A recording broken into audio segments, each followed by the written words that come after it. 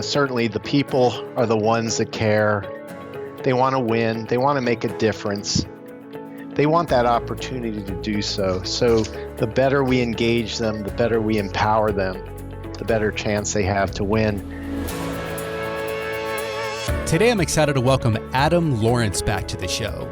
Now, Adam first came on the show last October 2019, and we talked about the wheel of sustainability. And I got to say, it was one of the more popular podcasts we've ever done based on the feedback that we got. We had a number of people kind of reach out to us one-on-one through comments and LinkedIn articles and LinkedIn comments and so forth. And it was a really, really, really powerful episode. And so, I asked Adam to come back on and see if we could match that success that we had there with that first podcast. And I was glad that Adam agreed to come back on. And today we talked about, we spent most of our time talking about Kaizen events and how to be successful with events. Now, many of us in the lean world have done events and continue to do events, whether it's part of a full scientific thinking kind of process, or we're doing some value stream mapping. We're trying to close, the gap between current state and future state, whatever it might be. These events are very, very powerful, but they also are tricky. A lot of things can go wrong, and so what we do is we talk about really every step of the way. How Adam and his teams go about team selection. Who's on the team? How do you go about selecting the team? How do you charter the problem? How do you make sure you identify what the problem is and what winning will look like if and when the team is successful? And then we kind of walk through some specifics on, okay, you've got this great team and everyone is sitting around in a room. What are some techniques to get everybody engaged, to get everybody sharing evenly? Sometimes you might have a powerful personality who takes over. How do you combat that? And Adam offers some really, really practical advice that I think everyone can use. Even if you're not doing a formal event, some of the things that Adam shares will help you just in your next meeting of anybody brainstorming ideas and whatnot. Some really, really cool techniques. So show notes for this episode can be found over at gembapodcast.com. Just look for episode 303.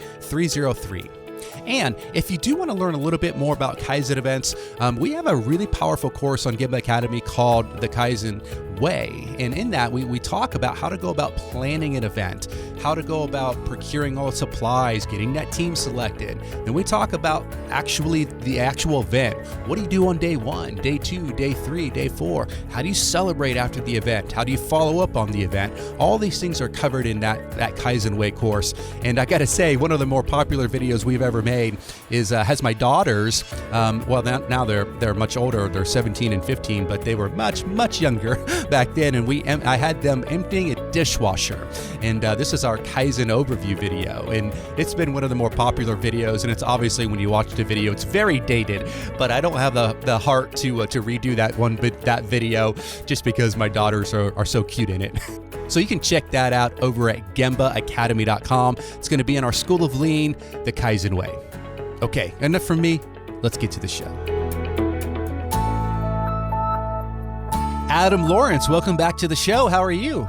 Hey, I'm doing great, Ron. Thanks for having me back. I really appreciate it. Yeah, man. Listen, we were talking before we hit record that, you first came on back in October of last year, 2019, on episode 287, The Wheel of Sustainability. And I got to tell you, boy, we got a lot of great feedback on that episode. I mean, we've had, and I know you've heard from some of these folks. There's been guests that have come on that have mentioned your podcast. So I know you're a pretty humble guy at all that, but boy, you really knocked it out of the park with that one. And so thank you for coming back on. And for folks that didn't listen to episode 287, we're going to link to it in the show notes. So listen to this one first. This is going to be a good one as well. And then go back and circle back to 287, The Wheel of Sustainability.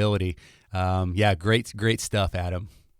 Well, I appreciate that. It's nice to know that I was able to help some folks with something maybe not new, but at least helpful to them. Yeah, absolutely. All right. Well, listen, I'm excited for today. I know we have a fun topic to get into, but as you know, Adam, we like to kind of kick things off with our guest sharing a quote. So you have one?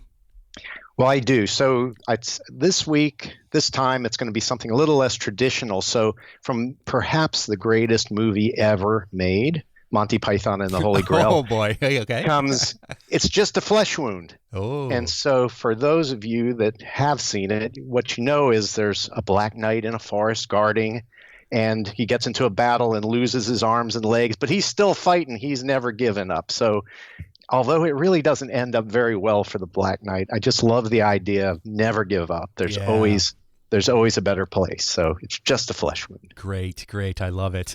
All right. So Adam, in case folks didn't catch episode 287, give us a quick recap on who Adam is, a little bit about your background, and then what you're up to these days. Okay, great. So 30 years with the company all over the country doing continuous improvement work, a Virginia Tech grad. So go Hokies. I can say that now that we're tied for the lead. I know this is recorded earlier, but yeah. We know that eventually we'll play Clemson and lose, but that's okay. Industrial engineer by trade. So a year and a half ago, I got the opportunity to go out on my own. And since then, I've had the opportunity to help a lot of teams all over the country and a few around the world, solving complex problems using continuous improvement techniques and just trying to help teams win. And the wheel of sustainability was kind of a big breakthrough for me personally, as I learned how important it is to, once we solve a problem, to sustain the solution. So after many years of trial and error, kind of put a model together to help teams kind of sustain that great work that they did during the Kaizen week or just other problem-solving efforts. Yeah. And so the name of your consulting practice is Process Improvement Partners, LLC, right? That's right. Yep. And website is pi-partners.com. Is that right? Perfect. All right. Yeah. Come on out and check this out. Yeah, for sure. We'll link it all up in the show notes. So this is episode 303. So gembapodcast.com, episode 303. So, all right, Adam, I guess we got a fun topic today. A lot of folks that been practicing continuous improvement, been practicing lean, have been involved in, various types of events. Some people call them Kaizen events or blitzes or many different names for rapid improvement events, whatever we want to call them. I guess I want to kind of hone in on that because I know you've done a lot in this area. And I want to begin with a question about engagement, because it's one of those things to where, we get a group of folks together and, quite honestly, not everybody's totally bought in, on day one. I mean, if we've all been executing a Kaizen event, we probably have walked into a room and there's someone sitting in the back row with their arms crossed. And maybe they're not so happy to be there for whatever reason. And so it's very important for us to be able to engage that individual as well as everyone else. But talk about why it is so critical, this engagement piece of these events. Okay, so continuous improvement, in my opinion, is about the people, right? So everything we do is through our people. And most people, my opinion only, is that most people want to make a difference and most people want to win. So my belief is I need to engage them and we need to empower them so that they can make a difference and win. But as you said, normally, especially if it's early in the journey for some of the companies, there's this underlying skepticism. Why am I here? What are we doing? What are they going to let me do something that's important? So as I thought about that a lot, I think there's a couple underlying themes. One is the skeptics wonder that their voice will be heard. Will my voice actually be heard? That's one. The second is, I'm here, but management's just going to do it their way anyway.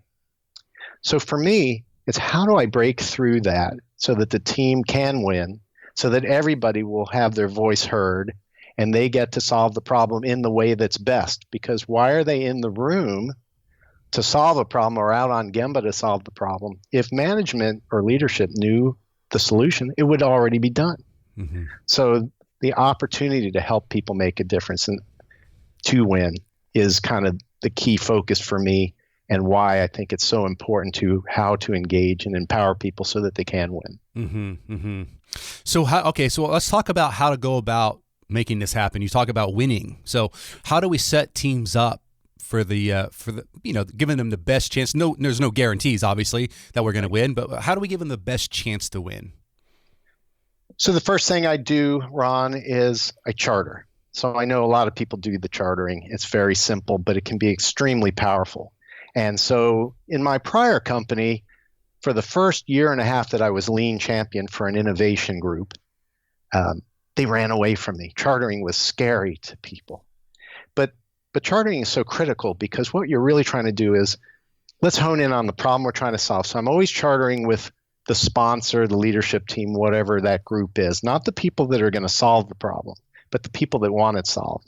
The first thing is to truly understand what is the problem you're trying to solve. Let's not call it a 5S event. Let's not call it a SMED event. Here's the thing we're trying to solve. What we're trying to do is be more responsive to the customer and reduce time, effort, improve safety, whatever that is. Mm-hmm. So once we assign the problem, that's the first step. The second step is to let's define what winning would look like. So those are typically called objectives, but would there be a way to know if you've won? So in a SMED event, pretty simple. A 6-hour changeover now takes 2 hours. That's a team knows it's won. If we've cut 4 hours out of a 6-hour changeover, that'd be great. So what are those objectives?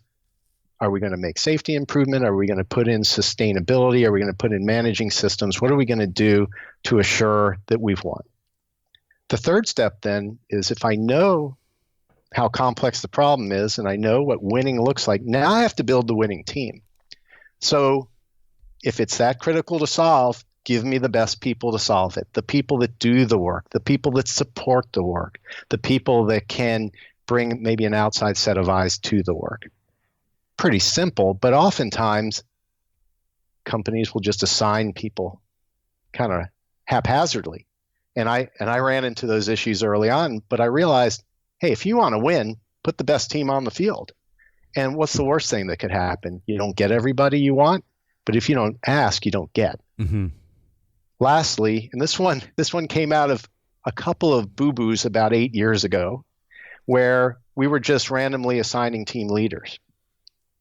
And what I realized was I want the leader of the team to be the owner of the output, which means that they're now going to live with and be responsible for what just happened.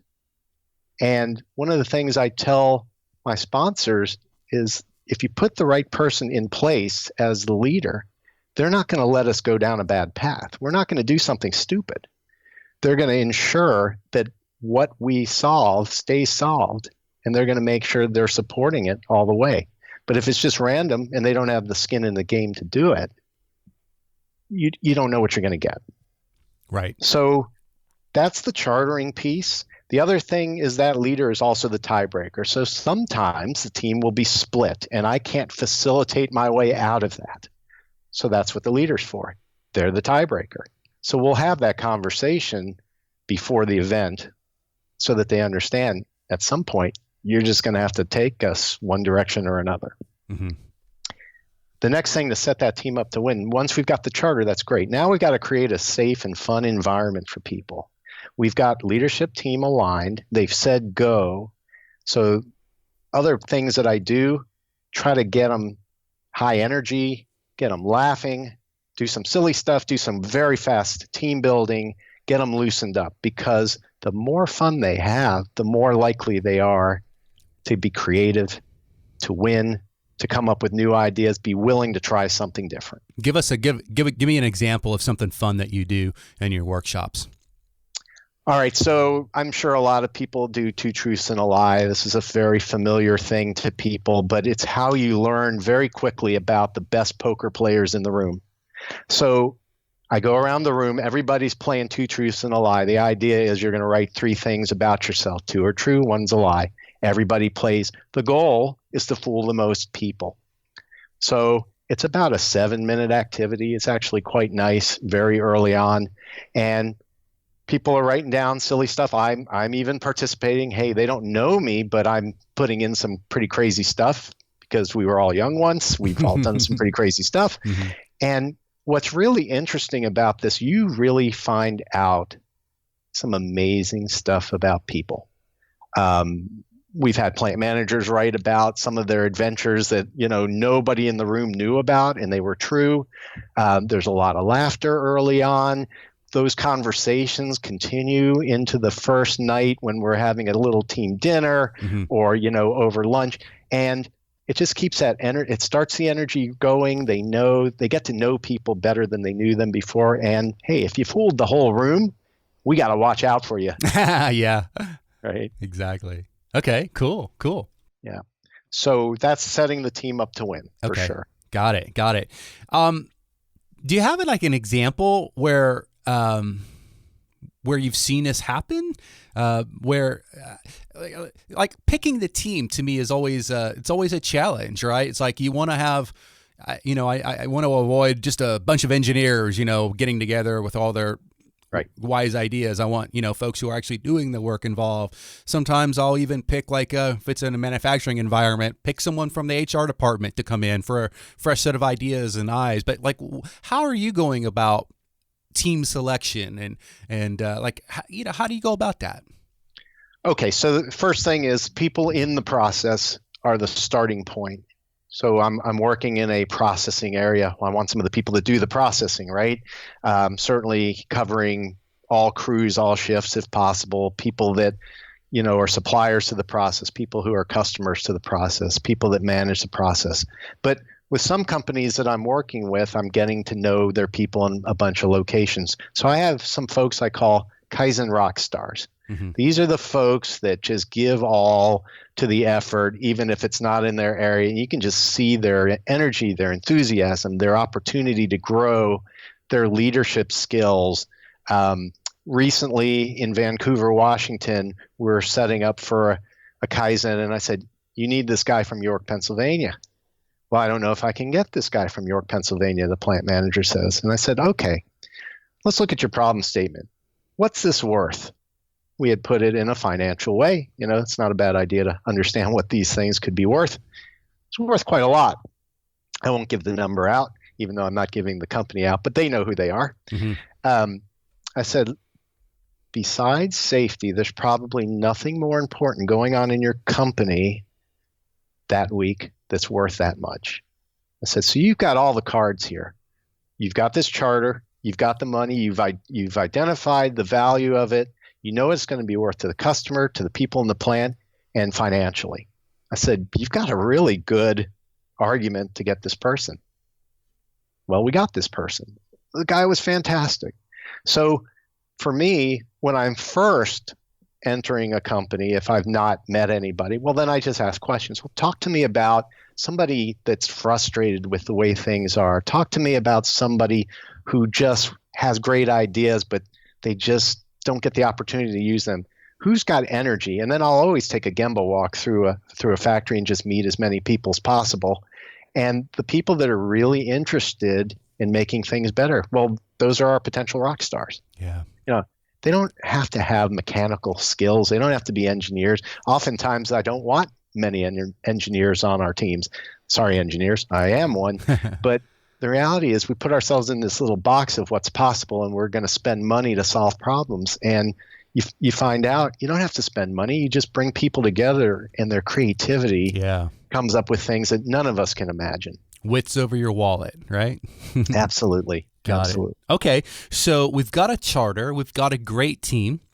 What techniques are you using to ensure everyone in the room has an equal voice? Because there can be those situations where you have maybe a powerful personality or something like that, and they don't necessarily mean to be, powerful and overtaking the room, but they just can't help it. So how do you maximize that participation of all team members?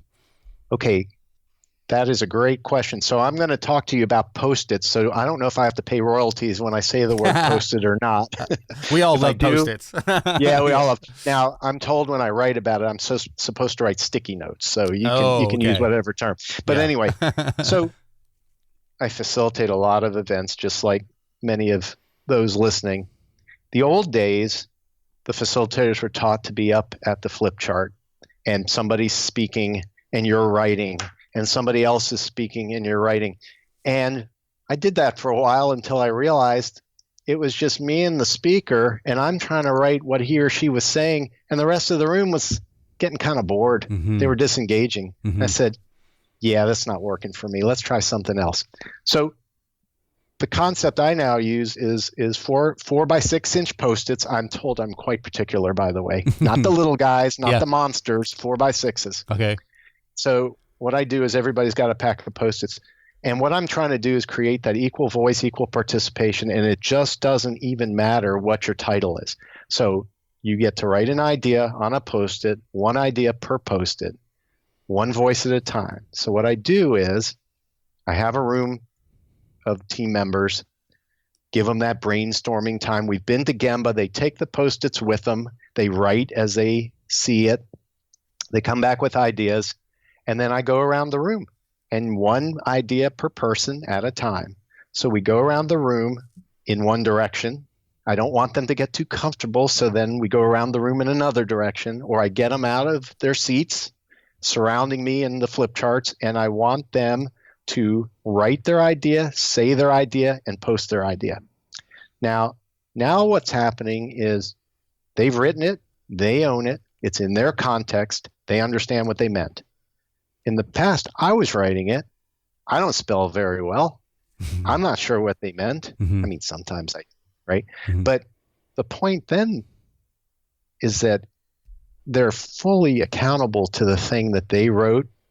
And if I mix it up enough, you can't disengage.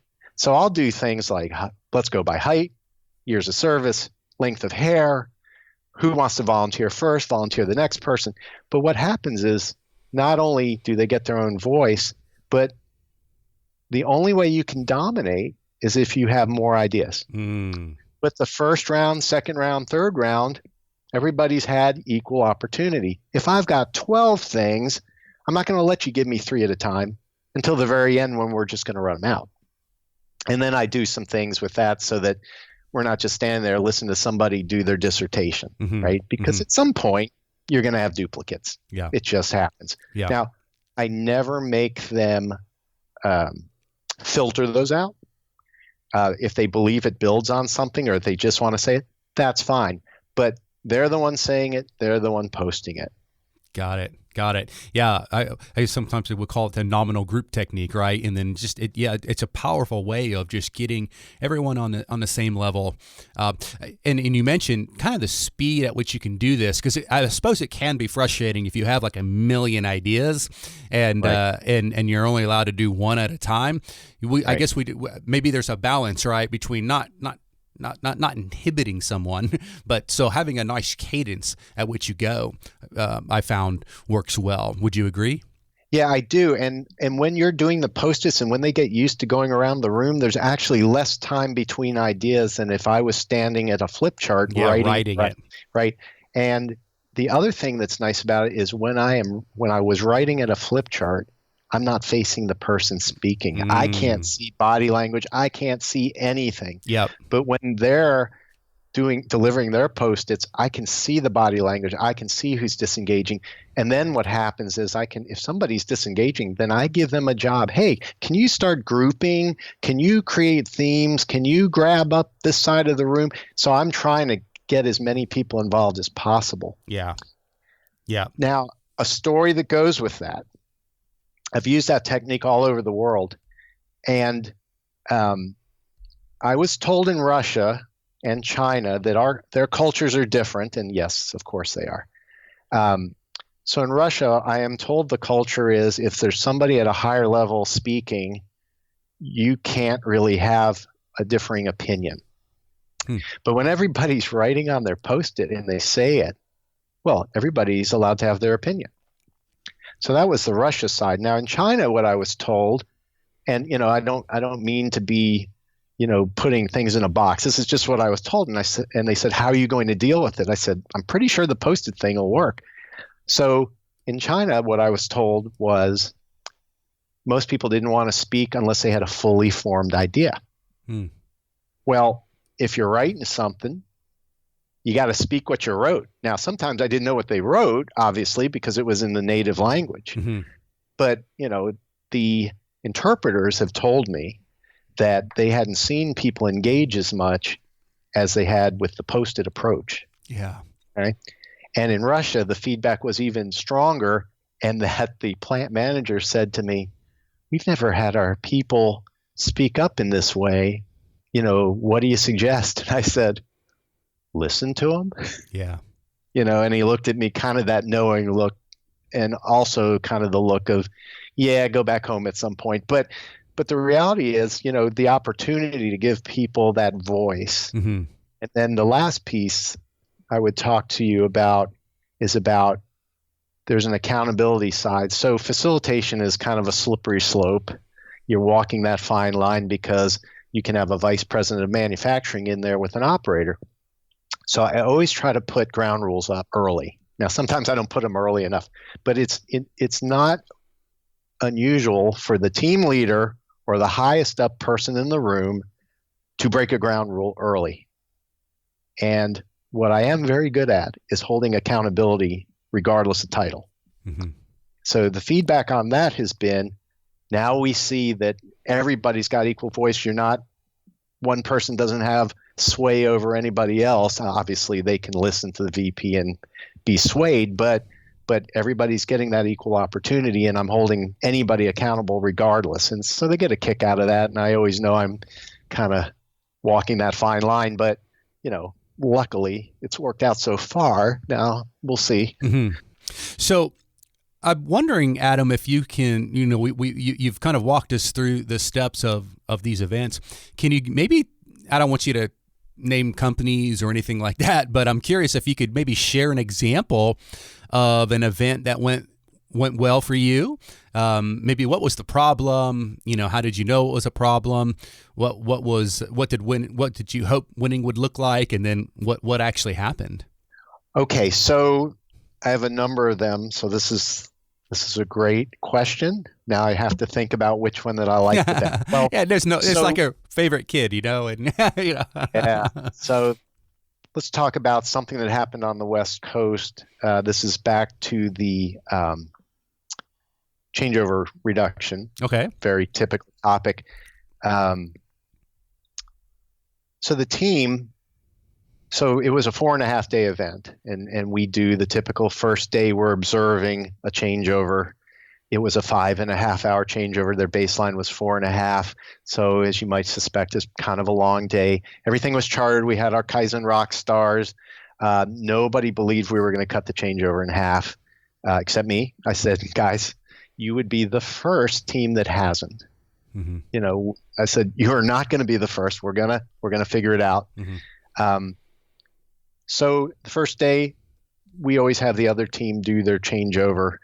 And we just observe. We're not filming at 5.5 hours. I've learned that while it's a good technique, it's very tiring, and watching 5.5 more hours of film, no one's going to do it. Even if you shorten it, you just don't have time for it. So there's a lot of other ways to do it: spaghetti diagrams and just some nice observation forms and just some other waste reduction type thoughts. So we got to a point where there was some physical work, but there were about 140 ideas on Post-its up. And okay, how are we going to solve? So I'm going to talk to you about multi-voting with criteria, and then I'm going to tell you what it turned into. So I've seen tons of techniques for prioritizing. So you have 140 ideas. So you could compare them, you can do impact difficulty, you can do tons of things. I have found the fastest, most effective technique for me is multi-voting, but with criteria. So what I mean by that is that we're going to give everybody a number of votes. So at 140 ideas, we're going to give those 14 team members 5 votes each. Mm-hmm. You're going to pick your 5 favorite. Now, we're going to do this with criteria. So there's always 3 standard criteria that I give. The first is it maximizes the benefit to the customer or safety or productivity, but customer first, in tied with safety, and then productivity. The second point would be, I personally want to do this. So if I'm voting, this is something I want to do because, by the way, if this gets the most votes, somebody's going to do it. Yeah. The third one is, and this is how you get rid of capital being spent, we can do this now. Meaning this is something we could actually try to do. Now, sometimes they're skeptical we can do some of these things, but You mean that week, like immediately? yes, Okay. yes, immediately. Yeah. Immediately. No one's allowed to have homework. Homework is a 4-letter word. Okay. Got it. We know we're going to have some, but so we can do this now. So we have this criteria. Now, everybody in their head, they use their head and their heart to vote, and they pick their 5 using this criteria. I always give the team, hey, that's my 3. Is there a 4th? And I think one time somebody had a 4th. Okay. So we're doing this voting, and there was some equipment, and there was some visualization. And then there was one that was coordination of effort. Okay, coordination of effort. What do they mean by that? So what they meant by that was there were 6 people doing the changeover. It was a fairly large area, a lot of processing equipment and valves and tanks and pressing equipment, all sorts of things that had to be tended to. And in the past, everybody was kind of doing their own thing, not really paying attention to each other or the others.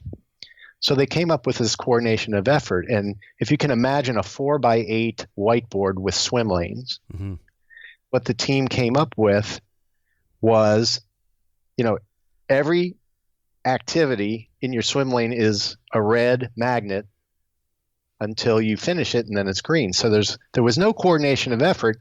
Now they decided to coordinate it using this visual whiteboard. And they had mapped out from 2 hours before the changeover to changeover 0 and they brought it out to 3 hours. None of them thinking they could get to 3 hours. So they built this thing, and the idea being that red means I'm not done or I need help. Green means I'm done and I could go help somebody, and you can watch it like a horse race, as it's going from left to right across the board. So on day 4, we were as a team down to 3 hours and 45 minutes. So we had implemented a bunch of ideas, but that's not the goal. Was 2 hours and 15 minutes. So I'm like, okay, I've got line of sight in my head to 2.5 hours. I wonder if they're going to make it. So they start the changeover, it's 2 hours before, and I'm noticing my guys coordinating. I had a team member from our Kaizen team, and then the crew that was going to do it. Because on day 4, we always have the crew that hasn't seen any of it do it. You're allowed to coach them, but you can't do their work. Yeah. That's the real test, if somebody else can do your work. So I'm watching this, and I'm seeing a bunch of red, and I'm seeing one lane is getting green all over the place. So I go to my coordinators, and I said, hey, this looks pretty good. I see you're getting some green over here. Looks like red could use some help. What do you think? They look at me, and they go, yeah, probably. I walk away for a couple of minutes, notice nothing's happened, come back. I said, hey, looks like green's getting a little further. Looks like red could really use some help. What do you guys think? You want to go get them some help? Yeah, we should probably do that. They're still not moving. So, being who I am, wanting to win, I go, let's go see if that green person can help that red person. So I take them with me, and we walk upstairs to this little mezzanine area, and there's green just rocking and rolling. And I said, just to make it safe enough for these guys, hey, red over there, she could really use some help. Would you be willing to help her? It looks like you're kind of ahead. Oh, yeah, that'd be great. I'd love to. And now the light went on with them. They had never asked each other for help. They never did that. And you think it's so simple. We've been talking about help the whole time, but they didn't see it. They couldn't feel it. They didn't see how it would help. Just me yakking about it wasn't working. Yeah. So they do it, and all of a sudden now reds are turning green. And every time they're putting a green magnet in place of red, they're high-fiving each other. It's almost like you gamified it, right? Right. Yeah. And remember, teams want to win. Yep. So they're doing now in the middle of this, the ops manager, who was kind of helping but watching, he goes to an office, gets this big computer monitor, puts it in a window, and it's got a clock. And we're watching the time go from 0 to whatever, because he starts the clock. He had the idea to do it right in the middle of the prep for changeover, and he brings it out before the actual changeover started, and he starts the clock. Well, you notice people are actually starting to look at it. Now, we told them and we advised them, you're not supposed to go any faster than you normally would. This is not this is not a race. We want to do it safe because it's not worth it. But all of a sudden, it's looking like this is possible. We're starting to see red. Now people are moving to help rather than the coordinator. The coordinator is doing a lot of it, but people are realizing, hey, I'm green. They could see the board. It was big enough. I see who's red. Let me go help. So at 2 hours and 5 minutes, they think they're done, and there's cheering and high-fiving. And then somebody says, no, wait a minute, QA did not qualify it yet. And they're like, oh, well, let's make sure we've got that. At 2 hours and 9 minutes and 53 seconds, something like that, it's in my head, they call it, the line's running again. Now, in this factory for the first time, for high-fives, cheering, and hugs. Wow. These guys said, that's never happened. Yeah. Like, wow. Yeah. That was cool. Yeah. So it's about teamwork. It's about, helping people understand, are you winning or are you losing? Right? And this is a key tenet to lean, continuous improvement. If you walk out onto any shop floor, any office, any hospital ward, and talk to any employee, are you winning or are you losing? If they can't quickly tell, they're not going to be as engaged as they would be if they knew, hey, I'm winning or I'm losing or I'm tied, right? And it sounds like that's what you facilitated there. Right. So we're always trying to create ways to win. Yeah, I love it. So good. Yeah, I mean, it's so much fun. It's almost unfair that I get to float through the whole process and watch and kind of redirect because they can't see all of it, and it's kind of selfish. I get to do that and they get to just be part of that. But in the end, they get the benefit. Yeah. Got some really nice feedback. They actually told me that month, and we did this in the middle of October, actually. So October was like their best month in 2 years. So that's pretty cool. Well, one thing I want to circle back on that one, just to confirm, trust but confirm, right? So someone might be listening and say, yeah, well, there was a lot of excitement, a lot of momentum, a lot of passion involved in that 2 hour and 9 minute changeover. Was it, to your idea of sustainability, was it sustainable? Did they make it even better than that? Or did they develop standard work so it was consistent and safe? And talk a little bit about that, how they wrap that one up. Okay, perfect. So we used the wheel of sustainability. So those that listen to 287, and you're going to, make a link to that or whatever. But so the team knew that, can we make this happen again? So how are we going to train? So early in that session, I was told it takes 6 to 9 months to train our people. How are you going to do this in a week? I said, we're not going to do it in a week. We're going to do it in an hour. Our standard work has to be so easy to understand that all we're going to have is an hour before we start the preparation. And what we did was we paired up one team member with one crew member, and we basically walked them through their task. We didn't teach them how to clean out a vessel or, physically move this. What we taught them was how to change over this process, right? So we did the training and review on the wheel, but we did it in 1 hour. What I was trying to show them was, this is how you can train all the other crews. You don't need to invest weeks and weeks. You invest person to person time. And okay, you want to give it 2 hours, give it 2 hours. That's fine. We had the visible evidence. So we had the tools in the tool board. We had every tool that they said they needed right where they wanted. People all remarked. We actually brought the crew back into the room and said, okay, what'd you like, what'd you hate? And everybody said to a person, this made my job so much easier. And I wasn't tripping over anything. So they saw the safety and productivity benefit. We put an audit in place, a very visual, simple audit. It's got 3 things to check. Accountability was there. And then they're telling the stories because they actually called me a couple weeks later to tell me that although they haven't hit 209, they're consistently hitting 2.5 to 3 with a few, a little worse, but they hadn't trained everybody at that point. So my belief and my hope certainly is that they're getting that. So the board still is out there. Honestly, I haven't been out there since. You've got to kind of wind down and get back to the normal business. We actually forced these changeovers. That's very challenging. That's a lot of leadership commitment. Talk about that on the wheel of sustainability. Before we started this event, I said to the leadership team, you got to understand, we can't wait for the next scheduled changeover. We have to create one. And they looked at me with that quizzical look that I often get. You want us to do what? Well, if we don't, you're not going to get this benefit. You have to commit. We got to do it safely. Obviously, we don't want to dump $10,000 worth of product. If it's a 30-minute issue, fine, but we can't wait 4 hours for a 5-hour changeover. You just can't do it. We can't work 24 hours a day. Some people can do that. I'm getting a little too old for that. So, and the teams obviously don't want to do it. This was actually their first Kaizen of this type in their facility. They've had other Kaizen events with, I would say, differing success. So, my goal is for them to win during the week. I think their prior work had a lot of homework. And I said, that's a 4-letter word. We don't want homework. We want to win. So is it sustainable? Are they hitting 209? No. Are they hitting numbers they weren't hitting before? Sure. And they're learning about the training and the auditing and all those things because this is truly new to them. So as a first Kaizen, I think they've done quite well. I'm sure they could do better. Yeah. Perfect.